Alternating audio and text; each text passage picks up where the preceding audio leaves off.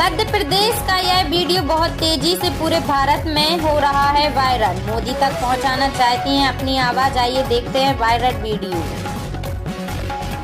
मोदी जी हमारे यहाँ रोड बनवा दे।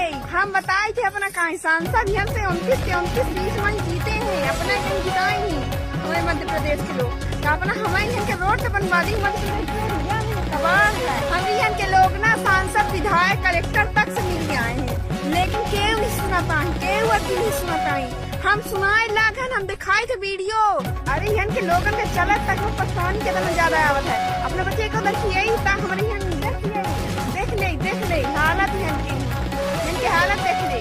और हमारे गांव के नाम है खड्डी खुर्द, जिला सीधी, बगैहा टोला।